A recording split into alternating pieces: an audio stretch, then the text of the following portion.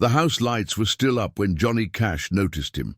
March 23rd, 1991, 7:43 in the evening.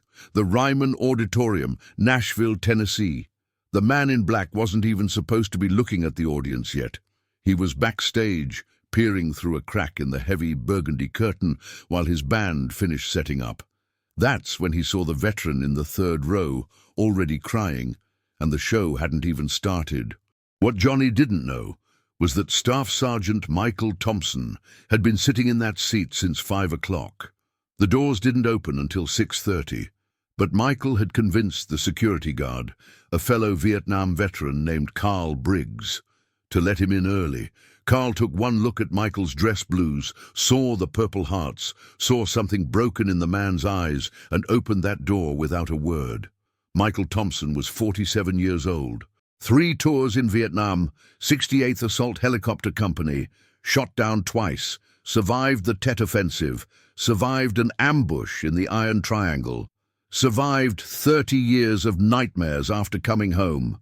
But he hadn't survived losing his son, Lance Corporal David Thompson, 24 years old, killed by friendly fire in Kuwait, February 26, 1991, less than a month ago.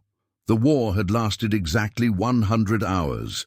David died in hour 93, 7 hours before the ceasefire.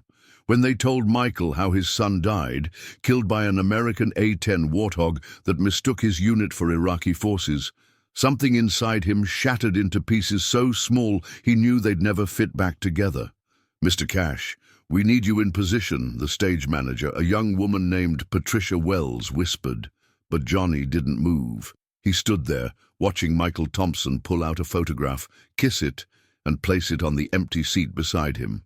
Johnny's bass player, Marshall Grant, noticed something was off. "I've known Johnny since 1954, Marshall would later tell Rolling Stone magazine.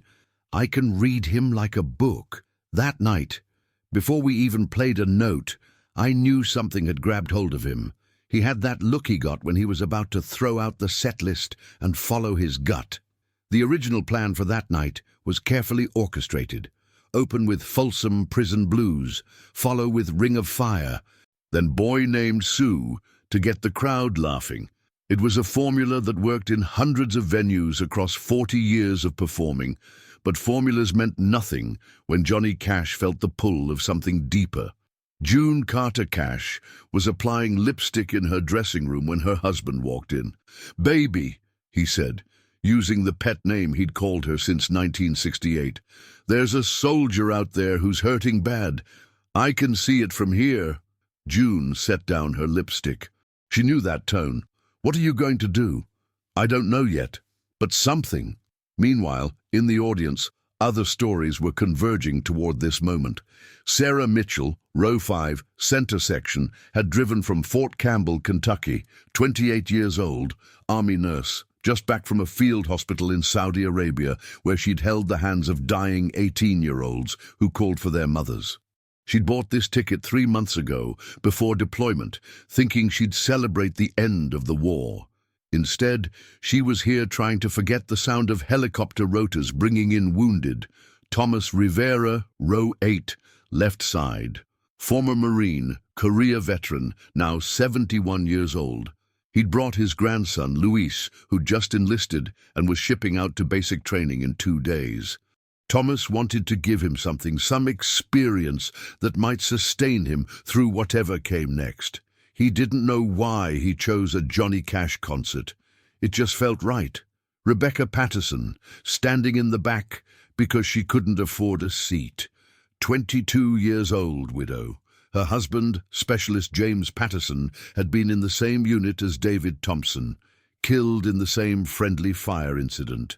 She'd spent her last $40 on a standing room ticket because James had loved Johnny Cash, had a cassette of At Folsom Prison that he played so often his bunkmates threatened to hide it.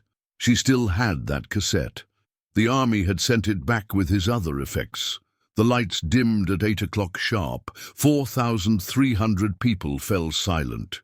The spotlight hit center stage, and there was Johnny Cash, dressed in black from head to toe, his silver hair catching the light like a crown. But instead of launching into Folsom Prison Blues with its familiar locomotive rhythm, Johnny just stood there. 10 seconds, 20, 30. The audience began to shift uncomfortably. "Before we start," Johnny said, his deep voice filling every corner of the historic venue, "I need to tell you all something. I've been thinking a lot lately about what music is for, why we do this, why you come to hear it." Marshall Grant looked at guitarist Bob Wooten, who shrugged. This wasn't the script. "2 weeks ago," Johnny continued, "I got a letter from a mother in Dayton, Ohio. Her boy was killed in Desert Storm, 22 years old, Private First Class Daniel Morrison." Johnny pulled the letter from his jacket pocket. "She wrote that Danny carried my music with him, that when they found his body, he had a cassette tape in his pocket. Ragged Old Flag was the song. In the back, Rebecca Patterson gasped. Danny Morrison. She knew that name. James had mentioned him in his last letter home. They'd shared a tent. Danny was the one who'd taught James to play poker. "I've been carrying this letter for 2 weeks, Johnny said, trying to figure out what to do with it. And tonight, I saw a soldier in the audience, already in tears before we've sung a single note, and I thought maybe God's trying to tell me something."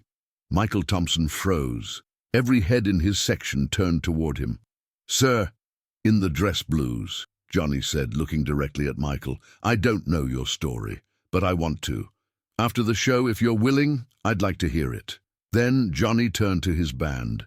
"Boys, we're changing things up. We're starting with Greystone Chapel." The audience murmured. Greystone Chapel was one of Johnny's deep cuts, a song about finding faith in the darkest places, written by an inmate at Folsom Prison. It wasn't a crowd pleaser. It was a song about redemption, when redemption seemed impossible. As Johnny sang, his daughter Roseanne watched from the wings. She'd flown in from New York as a surprise for her father's 69th birthday, which was coming up in 3 days. "I'd never seen him so present in a performance," she would write in her memoir years later. "It was like he was singing to save someone's life, maybe his own." The song ended, and Johnny moved into Sunday Morning Coming Down, Chris Christopherson's masterpiece about loneliness and disconnection. And there's nothing short of dying that's half as lonesome as the sound of a sleeping city sidewalk and Sunday morning coming down. Sarah Mitchell, the army nurse, felt tears sliding down her cheeks. She thought about Sunday mornings in the field hospital, the strange quiet between helicopter runs, the way the desert looked almost peaceful before the day's casualties started arriving. Johnny finished the song and walked to the edge of the stage. "I want to try something different tonight," he said. "I want to know who you are, why you're here, what you're carrying." He pointed to a woman in the front row. "Ma'am, what's your name?" The woman, surprised, stood up. "Margaret Williams." "Why are you here tonight, Margaret?" "It's my 40th wedding anniversary. My husband loved your music. He passed last year. I came for both of us." A murmur ran through the crowd. This wasn't a normal concert anymore. This was becoming something else. "What was his name?" Johnny asked. "Robert. Staff Sergeant Robert Williams, 2 tours in Vietnam." Johnny nodded slowly. "Robert Williams," he repeated, letting the name hang in the air. "This next one's for Robert."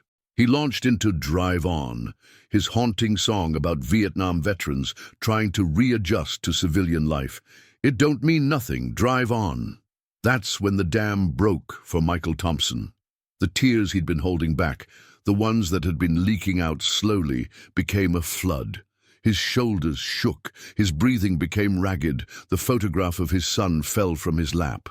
The woman next to him, a stranger named Dorothy Chen, whose own son was currently stationed in Germany, picked up the photo gently and handed it back. She saw the young Marine in dress blues, the same strong jaw as the crying veteran beside her.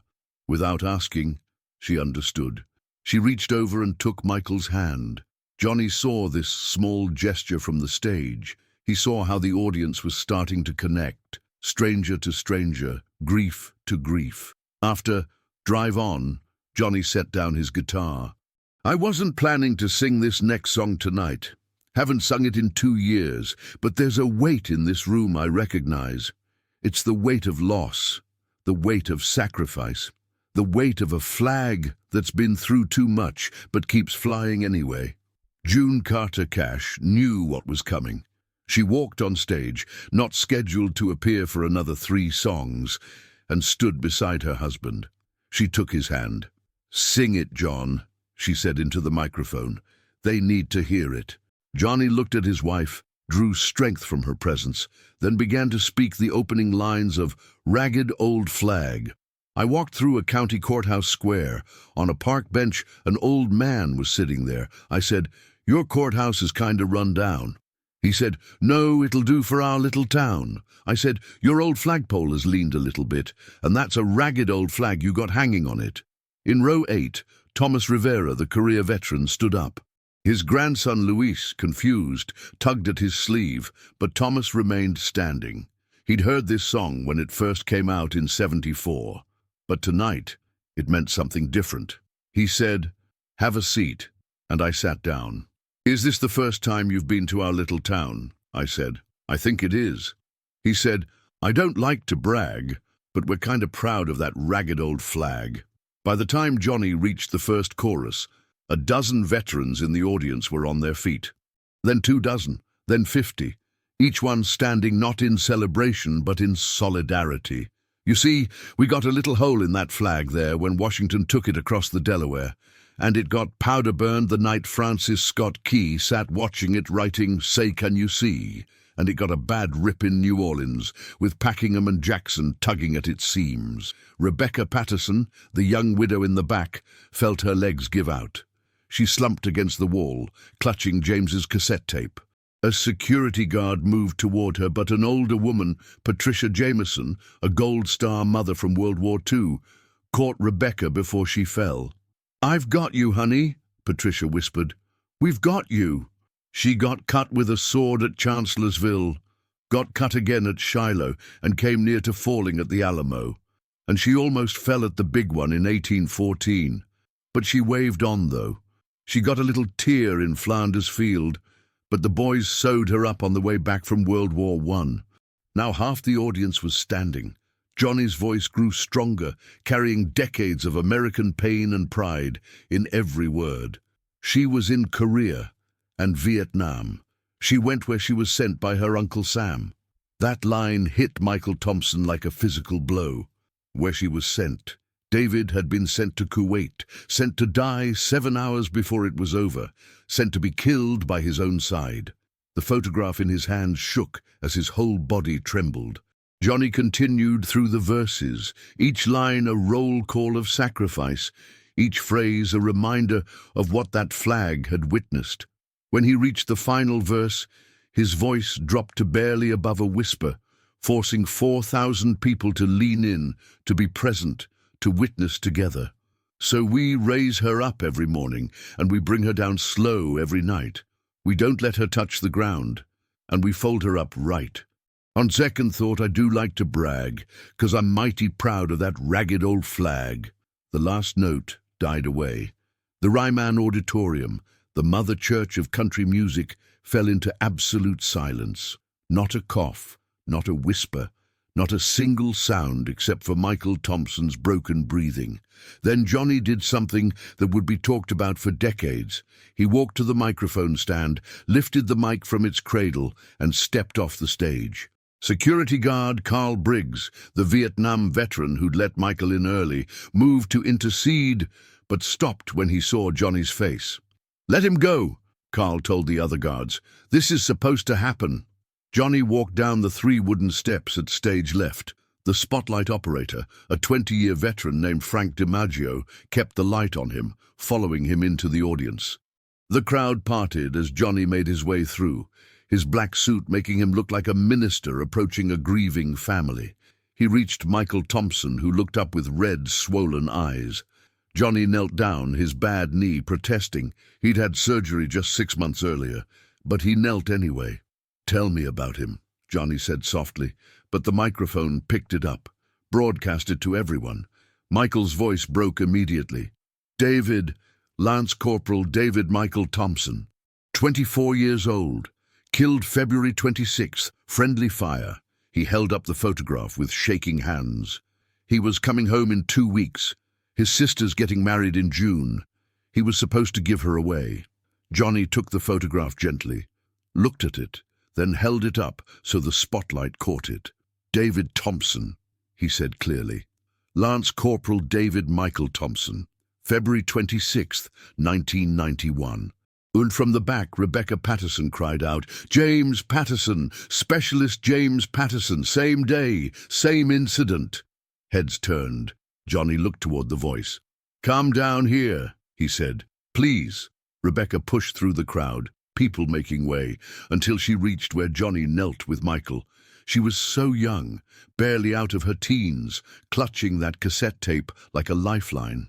"James was 21, she said, her voice high and thin with grief. "We'd been married 4 months. I'm pregnant. He never knew. I found out the day after he died." Michael Thompson looked at this young widow, carrying the child of a soldier who died alongside his son, and something shifted in his chest. He reached out and pulled her into an embrace. 2 strangers united by the worst day of their lives. Johnny stood slowly, helped by June, who had followed him into the audience. He spoke into the microphone. "David Thompson, James Patterson, Daniel Morrison." "How many more?" From different parts of the auditorium, voices called out names. "William Edwards, Panama, December 20th, 1989. Anthony Martinez, Beirut, October 23rd, 1983. Robert Chen, Vietnam, May 12th, 1968. Dorothy Chen, the woman holding Michael's hand, gasped at the last name. "That was my brother," she whispered. For 5 minutes, names rang out. Sons, brothers, husbands, fathers. Each name a story. Each name a family forever changed. June Carter Cash wept openly. The band stood frozen on stage. The security guards, many of them veterans, stood at attention.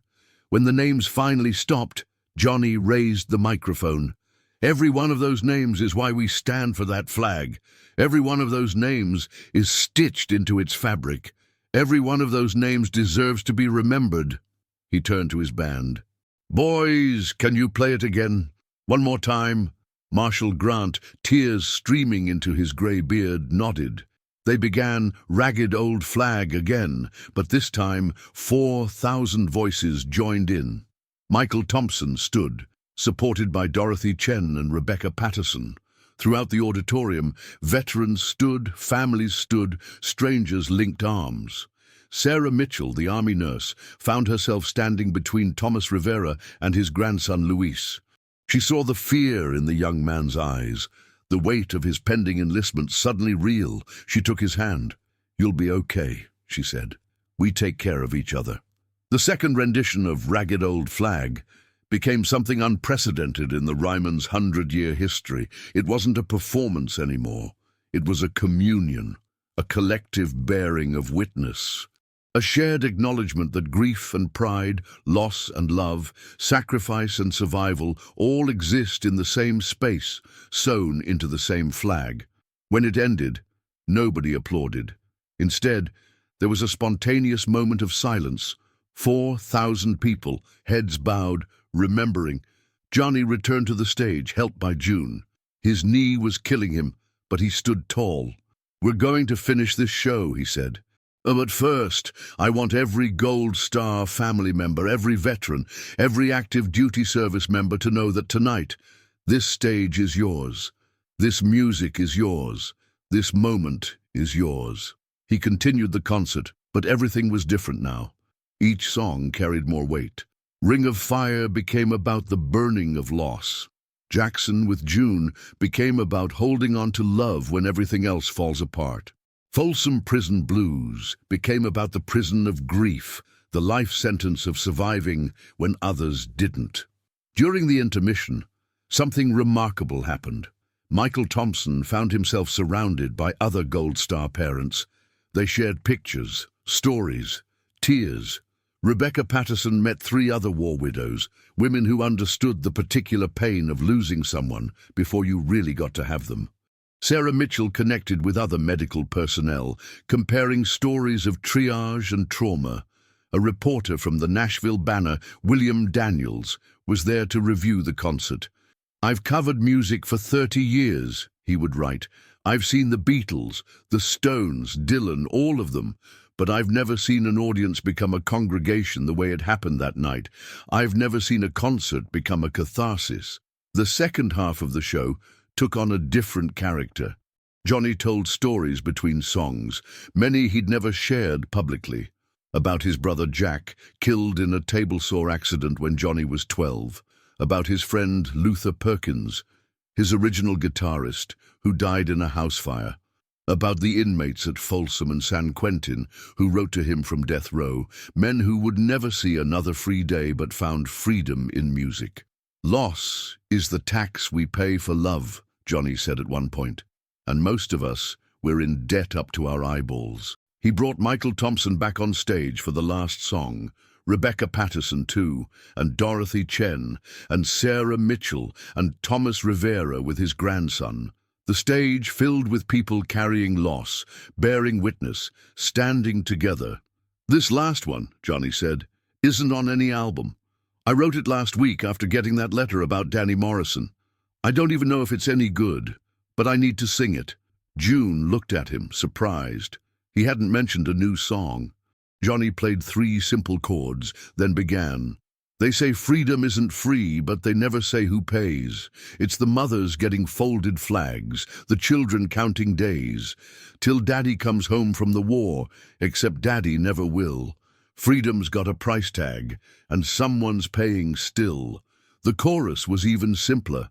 "So thank you for your service, though the words can't be enough. Thank you for the empty chair, for making life so tough. For those who came home different, for those who didn't come home at all. Thank you isn't big enough, but it's all I got to call." By the second verse, June had figured out the harmony.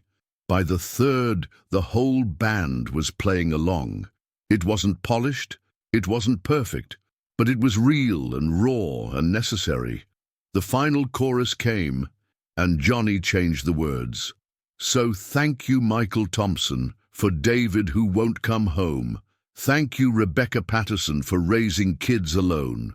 Thank you to the families who pay freedom's price each day. Thank you isn't big enough, but it's all I know to say." The song ended, the concert ended, but nobody left. For another hour, people stayed. They talked, shared stories, exchanged phone numbers. Veterans who hadn't spoken about their service in decades found themselves opening up to strangers. Gold Star families created impromptu support groups. Active duty service members received blessings and prayers from those who'd walked the path before them. Johnny and June stayed too, moving through the crowd, listening, holding hands, bearing witness. At one point, Johnny found himself back with Michael Thompson. "I want to show you something," Michael said. He pulled out a second photograph, this one worn and faded. "This is me and my squad, Firebase Alpha, 1968. That's your friend Luther Perkins's cousin Bobby, right there. He didn't make it home either." Johnny studied the photo, seeing young faces trying to look tough, boys playing at being men in a jungle that would claim too many of them. "They were all so young," he said. "We all were," Michael replied. "David was older when he died than I was when I enlisted." Around midnight, the Ryman staff finally had to insist people leave. But the connections made that night didn't end at the door. Michael Thompson and Rebecca Patterson stayed in touch, creating a support group for friendly fire casualties that still meets today. Sarah Mitchell started a program connecting combat nurses with veterans struggling with PTSD. Thomas Rivera's grandson Luis served 2 tours in Iraq and credited that night at the Ryman with preparing him for the reality of service. But the most lasting impact came from an unexpected source. 15-year-old Marcus Williams was there with his grandmother, Margaret, the woman Johnny had first spoken to from the stage. Marcus had been bored, dragged to see some old country singer he'd never heard of. But watching Johnny walk into that audience, seeing grown men cry, hearing those names called out, something fundamental shifted in his understanding of the world. Marcus Williams is now Dr. Marcus Williams, professor of American history at Vanderbilt University, specializing in the impact of war on families. That night taught me that history isn't about dates and battles, he says. It's about people. It's about loss. It's about what we do with our grief. The bootleg recording of that night circulated for years before being officially released in 2006. By then, Johnny had been dead for 3 years. Michael Thompson spoke at the release event. "Johnny died on September 12, 2003, Michael said. "When I heard, I drove back to the Ryman, sat in the same seat, row 3, left side, and I cried again. But this time, they weren't just tears of grief. They were tears of gratitude. Because for one night, Johnny Cash made my boy's death mean something, made all our losses mean something." June Carter Cash, who died 4 months before Johnny, had written in her journal about that night. The entry, published posthumously, reads, "March 23, 1991. Tonight, John reminded me why I fell in love with him. Not because he's famous, not because he's talented, but because when he sees pain, he walks toward it. When he sees tears, he kneels beside them. When the world breaks people, John helps gather the pieces." The Ryman Auditorium installed a plaque in 2010. It reads, "On March 23, 1991, Johnny Cash transformed a concert into a communion, reminding us that music's highest purpose is to heal what words alone cannot touch." But the story doesn't end there. In 2018, David Thompson's daughter, the one whose wedding he was supposed to attend, tracked down Rebecca Patterson. Rebecca's son, James Jr., was 17 by then, about to enlist in the Marines like his father. "I wanted to meet you," David's sister Jennifer said. "Our brothers died together. That makes us family somehow." They met at Arlington National Cemetery, where both David and James are buried, their headstones 3 rows apart. They brought their children, the next generation, born into the shadow of a war they'd never remember, but would always carry. Jennifer placed a small American flag on James's grave. Rebecca did the same for David. They stood there, 2 women connected by loss, watching their children play among the endless white stones. "Uncle David would have liked your dad," Jennifer told James Jr. "They would have been friends." "Mom says Dad would have liked your brother too," James Jr. replied. "Said they shared music, talked about home." The families have gathered every year since on February 26th, the anniversary. They play Johnny Cash's Ragged Old Flag on a portable speaker. They tell stories. They remember. Michael Thompson, now 81, still attends when his health allows. "People ask me if I'm bitter," he says, "about the friendly fire, about David dying from American bullets. And I was, for a long time. But that night at the Ryman, when that young widow hugged me, when we cried together, I realized something. The enemy didn't kill our kids. War did. War with all its confusion and mistakes and terrible arithmetic. And the only thing stronger than war's ability to tear us apart is our ability to come together in grief and love." The official recording of that night has been viewed over 100 million times on YouTube. The comments section has become a kind of virtual memorial wall, with thousands sharing their own losses, their own stories of sacrifice. Teachers use it in classrooms to discuss the cost of freedom. Therapists use it in grief counseling. Veterans organizations use it to show that it's okay to cry, okay to break, okay to need each other. But perhaps the most powerful testimony comes from an unexpected source. In 2020, a retired Air Force pilot named Colonel James Morrison came forward. He was the A-10 pilot who had fired on David Thompson's unit. For 29 years, he'd carried the weight of that mistake. He'd tried to contact the families, but had been advised against it by military lawyers. "When I saw that video," Morrison said, "when I heard Johnny Cash say those names, David Thompson, James Patterson, I broke down. I'd been carrying their deaths alone for 3 decades, but seeing their families embrace each other, seeing them find meaning in their loss, I finally felt like maybe I could forgive myself." Morrison reached out to Michael Thompson through the support group. Their first conversation lasted 4 hours. Michael's first words were, "You were doing your job, son."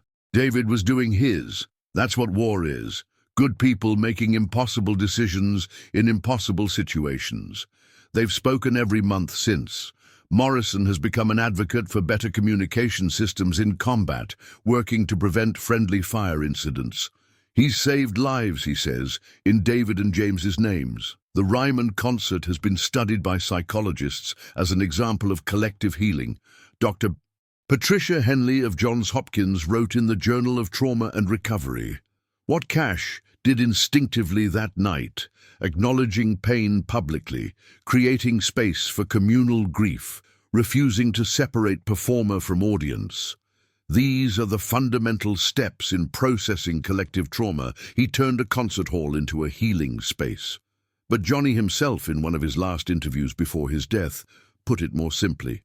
"I just saw a man crying and thought he shouldn't cry alone. That's all. If there's a lesson, maybe it's that. Nobody should have to cry alone." The last living person who was on stage that night is Bob Wooten, Johnny's lead guitarist. Now in his 80s, he still plays music, smaller venues, mostly for veterans groups. "People want to know if Johnny planned it," Wooten says. The walking into the audience, the second playing of Ragged Old Flag, all of it. He didn't. That's what made it powerful. It was just a human being responding to another human being's pain. No script, no plan, just presence. Wooten carries a photograph in his guitar case from that night. It shows the stage filled with Gold Star families, veterans, widows and orphans. Johnny's in the center, head bowed, holding the microphone like a prayer. "That's what music is supposed to do," Wooten says, pointing to the photo.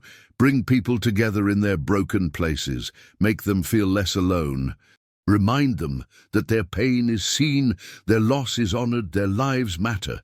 Every March 23rd, people gather at the Ryman. It's not an official event. Nobody organizes it. They just come. Veterans, families, people who were there, people who wish they had been. They stand in silence at 8:43 p.m., the exact moment Johnny walked into that audience. Sometimes someone brings a guitar and plays Ragged Old Flag. Sometimes they just stand there, remembering. Michael Thompson missed the gathering in 2024 due to health issues, but he sent a message that was read aloud. 43 years ago, I walked into the Ryman carrying grief so heavy I couldn't breathe. Johnny Cash saw me. He saw my tears. He gave them dignity and purpose. He reminded me that grief is just love with nowhere to go. And that night, he gave my love somewhere to go, into the hearts of 4,000 strangers who became family. Rebecca Patterson, now remarried with 3 children, was there. James Jr., now a Marine captain, stood beside her in his dress blues. "My dad died before I was born," he said to the gathering. "But because of this night, because of this place, I've met hundreds of people who carry his memory. That's what Johnny Cash gave us. Not just a moment of recognition, but a lifetime of connection." The story could end here, but there's one more detail that matters. In 2023, construction workers renovating the Ryman found something under the stage. It was an envelope, yellowed with age, wedged between 2 floorboards. Inside was a note in Johnny Cash's handwriting, dated March 24, 1991, the day after the concert. It read, "Last night I learned something. Music isn't what I do. It's what happens between people when we're brave enough to share our pain, when we're strong enough to witness each other's tears. When we're humble enough to know that every song I sing is less important than the stories people carry into this room. May this old building always remember that its highest purpose isn't entertainment, it's healing. And may every performer who stands on this stage remember that the audience isn't here to see us, they're here to be seen, to be known, to be reminded that they're not alone." J.R. Cash. The note is now framed in the Ryman's Museum. But its message lives on in every performance, every gathering, every moment when someone chooses to acknowledge another person's pain, That's what happened on March 23rd, 1991. Johnny Cash saw a veteran crying and chose to kneel beside him. And in that simple act of recognition, 15,000 people, the 4,000 in the auditorium, and the thousands more who've experienced it through recording, found permission to cry, to grieve, to heal. The flag still flies. Ragged, yes, torn in places, stained with the blood of those who carried it, but still there, still rising every morning, still folding every night, still worth the price paid by David Thompson and James Patterson and Danny Morrison and countless others whose names we'll never know. And somewhere, in a small apartment in Nashville, Michael Thompson keeps 2 photographs on his mantle. One is of his son David in his marine dress blues. The other is from that night at the Ryman. Johnny Cash kneeling beside him, 2 men connected by loss, surrounded by thousands standing in witness. People ask if that night helped me heal, Michael says. Healing isn't the right word. You don't heal from losing a child. You just learn to carry it. But that night, Johnny showed me I didn't have to carry it alone. That's not healing. That's something better. That's community. That's love. That's what we owe each other. If this story moved you, share it. Not because it's about Johnny Cash or because it's about war or loss. Share it because somewhere, someone is crying alone right now. Someone is carrying grief they think no one else can understand. Someone needs to know that their pain matters, their loss is real, and they're not alone. Comment below with your own stories. Tell us about the people you've lost, the sacrifices you've witnessed, the moments when someone saw your tears and chose to acknowledge them, because that's how we honor the David Thompsons and James Pattersons of this world. Not just with flags and ceremonies, but with the simple act of seeing each other's pain and saying, I'm here, I see you, you matter. Remember this, Johnny Cash didn't heal anyone that night. He just reminded them they weren't alone. And sometimes, that's everything. Sometimes that's the difference between drowning in grief and learning to swim in it. Sometimes that's enough to keep going. The Ryman Auditorium still stands. The 3rd row, left side, is still there. And if you sit very quietly in that seat, some say you can still feel it, the weight of grief transformed into something sacred, the echo of 4,000 voices singing together, the ghost of Johnny Cash's voice saying, "Tell me about your boy." Because every seat in every venue in every city holds someone's story, someone's loss, someone's hope. And the best we can do, the only thing we can do, is what Johnny did that night. See each other, honor the tears, sing together through the pain. That's what music is for. That's what we're for. That's why 15,000 people have cried along to this story and will keep crying every time it's told. Because it's not just Johnny's story or Michael's story or David's story. It's our story. All of us. The broken and the healing, the lost and the found, the living and the dead, all sewn into the same ragged old flag, all singing the same song of grief and grace. May we never forget. May we always see the tears. May we always have the courage to kneel beside them. And may every flag that flies remember the names of those who paid for its freedom. David Thompson, James Patterson, Danny Morrison, and thousands more. Each one somebody's child, each one deserving of more than thanks, each one sewn into the fabric of who we are. The house lights are up now, the show is over, but the story never ends. It lives on in every parent who's lost a child to war, every spouse who became a widow or widower too soon, every child who grew up with a folded flag instead of a parent. It lives on in Michael Thompson, who at 81 still drives to the cemetery every Sunday to talk to David.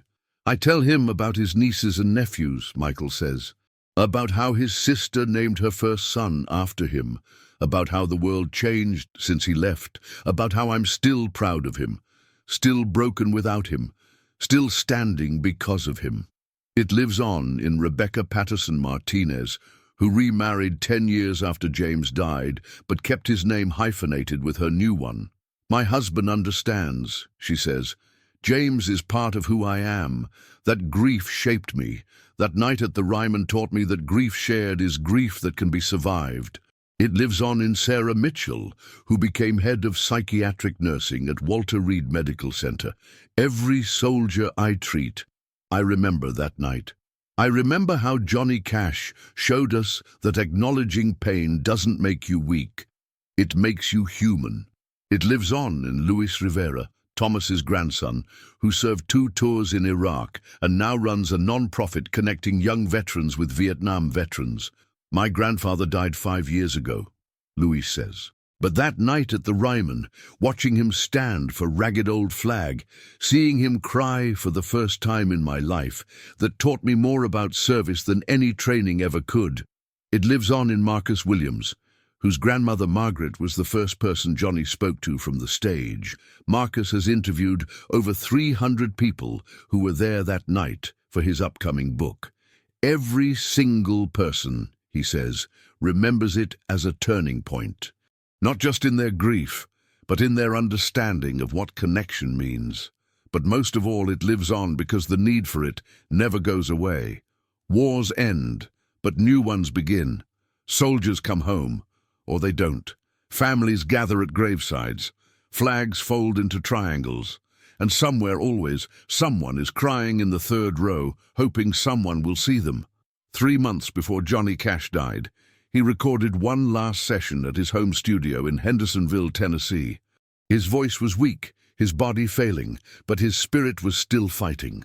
The last song he recorded was a new version of Ragged Old Flag. But this time he added a spoken introduction. On March 23, 1991, I met a man named Michael Thompson. He'd lost his boy in the Gulf War. That night I learned that every flag tells a story, every tear deserves a witness, and every loss leaves a hole that can only be filled with love from strangers who become family. This is for Michael, for David, for all of them. That recording was never officially released. June had died 4 months earlier, and Johnny couldn't bear to promote anything without her. But after his death, Roseanne Cash found it in his archives. She gave it to Michael Thompson. I can't listen to it, Michael admits. It's too much. But my grandchildren have heard it. David's nephews and nieces. They need to know that their uncle mattered, that his death echoed, that Johnny Cash himself couldn't forget him. The ripples from that night continue spreading. In 2019, a young soldier named David Thompson, named after his uncle, graduated from West Point. Michael was there, wearing his old dress blues, the same ones from that night at the Ryman. My uncle died 7 years before I was born, young David said in his graduation speech. But I grew up in the shadow of his sacrifice and in the light of how that sacrifice was honored. Johnny Cash taught my family that grief shared becomes strength multiplied. He's a captain now, this new David Thompson, stationed in Germany, alive and serving and carrying his uncle's name forward. Every time I put on the uniform, he says, I think about that night at the Ryman, about how one moment of recognition can echo through generations. The friendly fire incident that killed David Thompson and James Patterson led to significant changes in military communication protocols. The improvements have saved countless lives. Their deaths weren't meaningless, but meaning doesn't erase grief. It just makes it bearable. People want grief to have stages, Michael Thompson says. Denial, anger, bargaining, all that, but that's not how it works. Grief is like that ragged old flag. It gets new tears, but the old ones don't heal. They just become part of the pattern, part of what makes it whole. Johnny Cash's guitar from that night is now in the Country Music Hall of Fame. But Michael Thompson has something more precious, the setlist handwritten by Johnny with a note at the bottom. For Michael Thompson, who reminded me why we sing, your boy David lives on in every note. Johnny. The Ryman Auditorium has hosted thousands of concerts since that night, but staff members say there's something different about the building now. It's like it remembers, says current stage manager Patricia Holbrook. Sometimes during sound checks, when the building is empty, you can feel it, the weight of what happened here, the healing that took place. Every year, Applications pour in from artists wanting to perform on March 23rd. They all want to be part of the tradition, but the Ryman keeps that date open, not for a concert but for gathering, for remembering, for the kind of communion that can't be scheduled or scripted. "We tried to make it an official event once," says Ryman CEO Colin Reed. "Sell tickets, bring in a headline act, but it felt wrong. That night belongs to the people who need it. Some years it's 50 people, some years it's 500. They come, they stand in silence, someone plays Ragged Old Flag, and they leave. It's not entertainment, it's something else, something sacred." The last time Michael Thompson attended was 2023. He needed a wheelchair by then, pushed by David's nephew, the new David Thompson, home on leave. They sat in the same seat, third row, left side. At exactly 8:43, Michael stood, supported by his grandnephew, and spoke to the gathered crowd. 32 years ago, Johnny Cash saw me crying in this seat. He could have ignored me, could have just sung his songs and collected his check, but he didn't. He saw pain and walked toward it. He saw tears and knelt beside them. He saw a broken old soldier and said, "Tell me about your boy." That's all any of us want. To have our pain seen, our loss acknowledged, our loved ones remembered. He pulled out the same photograph he'd carried that night, now laminated and worn from handling. David in his dress blues, forever 24, forever smiling. "This is my boy," Michael said, his voice stronger now. "Lance Corporal David Michael Thompson, killed February 26, 1991. Loved the Dallas Cowboys, hated mornings, could rebuild an engine blindfolded, wrote poetry he never showed anyone, called his mother every Sunday, died serving his country 7 hours before the war ended. This is my boy, and because of Johnny Cash, because of all of you, he's not forgotten." The crowd erupted, not in applause, but in stories. One by one, people stood and spoke names, shared photographs, told stories of their lost. It went on for 3 hours. The Ryman staff didn't stop them. Some things are more important than schedules. When it finally ended, when the last story was told and the last name spoken, they played the recording from that night in 91. Johnny's voice, young and strong, singing Ragged Old Flag, while 4,000 people wept. But this time nobody cried. They'd moved past tears to something else, something like peace, something like purpose. Michael Thompson died 6 months later, on September 26, 2023. His funeral was held at the Ryman Auditorium. 3,000 people attended, veterans from every generation, Gold Star families from across the country. The new David Thompson gave the eulogy. "My great-uncle lived 32 years after his son died," he said. "That's longer than David was alive. Every one of those days was hard, but he lived them anyway. He lived them for David, for all the Davids. And because one night in this place, Johnny Cash showed him he didn't have to carry that weight alone." They played Ragged Old Flag at the funeral, the original recording from that night. When it ended, Rebecca Patterson-Martinez stood and spoke. "Michael became like a father to me after that night. We built a family out of grief, a community out of loss. That's what Johnny Cash gave us.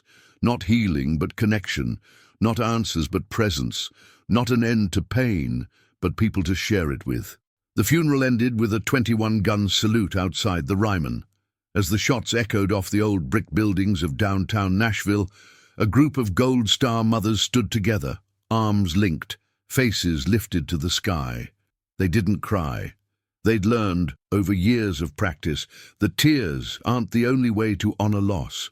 Sometimes you honor it by living, by connecting, by refusing to let grief have the last word. As the crowd dispersed, someone noticed something.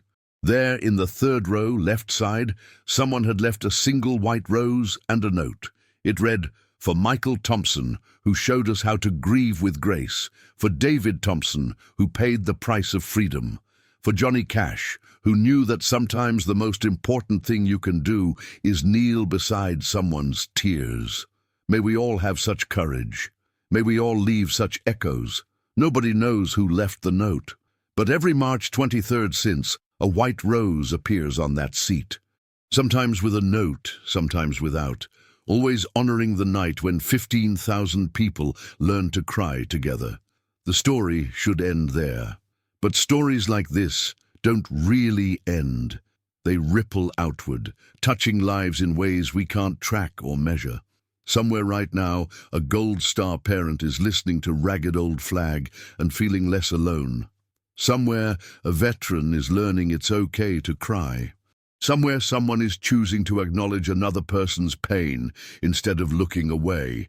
And somewhere, always, the flag is being raised at dawn and lowered at dusk, bearing all its scars, holding all its stories, representing all its losses and all its hopes. That's the legacy of March 23rd, 1991. Not that Johnny Cash sang a song, but that he stopped singing to kneel beside someone's tears. Not that 15,000 people cried, but that they cried together. Not that pain was erased, but that it was shared. And that's enough. That's everything. That's the whole point of being human, to see each other's pain and say, I'm here, you're not alone. Your loss matters. Your tears are sacred.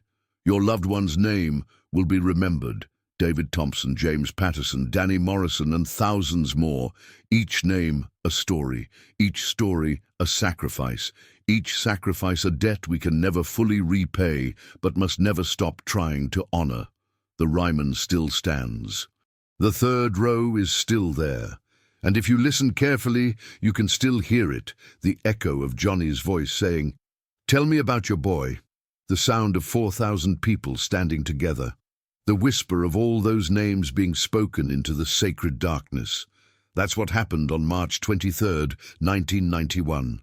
Johnny Cash saw a veteran weeping in uniform, and what he did next had 15,000 people crying, not in sadness alone, but in recognition, in connection, in the kind of communion that only comes when we're brave enough to share our deepest pain with strangers who become family. The house lights are up now. The story is told. But somewhere, someone needs to hear it. Someone needs to know their tears matter. Someone needs permission to grieve. Share this story with them. Tell them about Michael Thompson and Johnny Cash and that night at the Ryman. Tell them about the flag that keeps flying despite its tears. Tell them about the 15,000 who cried together and found themselves less alone, because that's how we honor the fallen. That's how we support the grieving. That's how we heal what seems unhealable. One tear at a time, one story at a time, one shared moment of sacred recognition at a time, until every tear has been witnessed, until every name has been spoken, until every loss has been honored. That's what Johnny Cash taught us. That's what Michael Thompson showed us. That's what David Thompson and James Patterson and Danny Morrison died for. Not just freedom, but the freedom to grieve together, the freedom to hurt openly, the freedom to heal in community. May we be worthy of their sacrifice. May we have the courage to see each other's tears. And may we always remember that sometimes the most powerful thing you can do is simply say, "Tell me about your boy." The music has ended, but the echo remains. Listen for it in every flag that flies. In every parent who grieves, in every moment when someone chooses connection over comfort, presence over performance, love over looking away. That's the song that never ends. The song Johnny Cash started that night when he saw a veteran crying and chose to kneel beside him. The song we're all still singing, whether we know it or not. Ragged old flag indeed, torn and tattered and stained with tears, but still flying. Still worth defending, still bringing us together in our broken places. Forever and always, amen.